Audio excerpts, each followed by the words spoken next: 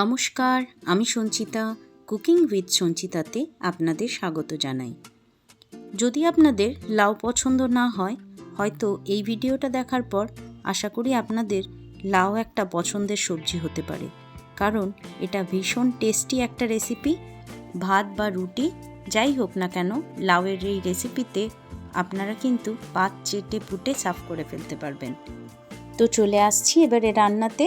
প্রথমেই একটা মিডিয়াম সাইজের লাউ আমি একদম স্লাইস করে মিহি মিহি করে কেটে নিয়েছি 3টে মিডিয়াম সাইজের পেঁয়াজ আর 3টে মিডিয়াম সাইজের টমেটো।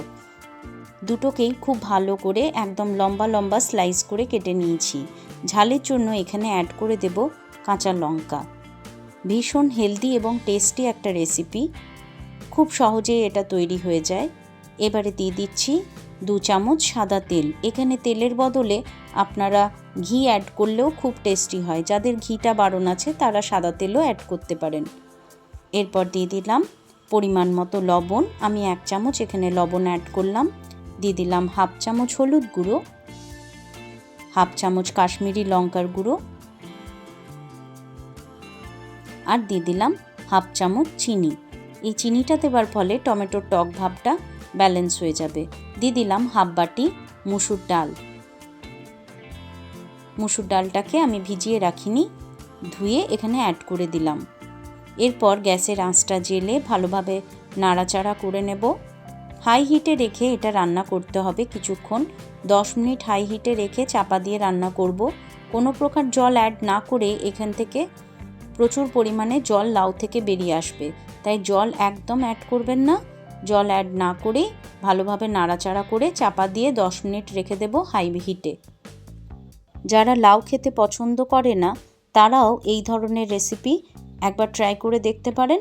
এটা খেতে কিন্তু ভীষণ সুস্বাদু হয়। তার সাথে গরমের আবহাওয়াতে এটা ভীষণ হেলদি একটা রেসিপি। 10 মিনিট পর চাপা খুলে দেখিয়ে দিচ্ছি। এখন হিটটা আমি হাই হিটেই রেখেছি। দেখুন ঠিক কতটা পরিমাণে জল বেরিয়েছে। এই জলেই আমাদের রান্নাটা সুন্দরভাবে রেডি হয়ে যাবে, কোনো জল অ্যাড করার প্রয়োজনই নেই। লাউটা যতটা পারবেন গলিয়ে ফেলবেন, কারণ এটা একদম গলিয়ে নিয়ে ভালোভাবে কোনো হাতা বা খুন্তির সাহায্যে মিশিয়ে নিতে হবে, যাতে মুখে দিলে মাখনের মতো মনে হয়। কচি লাউ দিয়ে এই রেসিপিটা বানালে সবচেয়ে বেশি ভালো হয়। দেখুন সুন্দরভাবে লাউটা গলে গেছে। খুন্তির সাহায্যে আমি ভালোভাবে মিশিয়ে নিচ্ছি।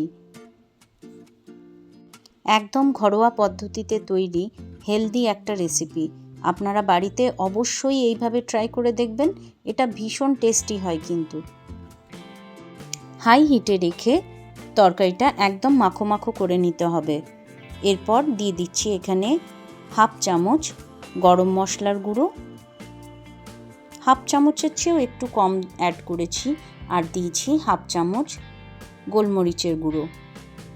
দিয়ে দিলাম একটু বেশি পরিমাণে ধনেপাতা। ধনেপাতার টেস্টটা এই রেসিপিতে খুব ভালো লাগে, তাই ধনেপাতাটা অবশ্যই অ্যাড করবেন এখানে। শেষে তরকারিটা যখন একদম শুকনো শুকনো হয়ে আসবে, ধনেপাতা অ্যাড করে ভালো করে মিশিয়ে নিয়ে চাপা দিয়ে রেখে দেবেন 10 মিনিট স্ট্যান্ডিং টাইমে। তারপর গরম গরম সার্ভ করবেন ভাত বা রুটির সাথে।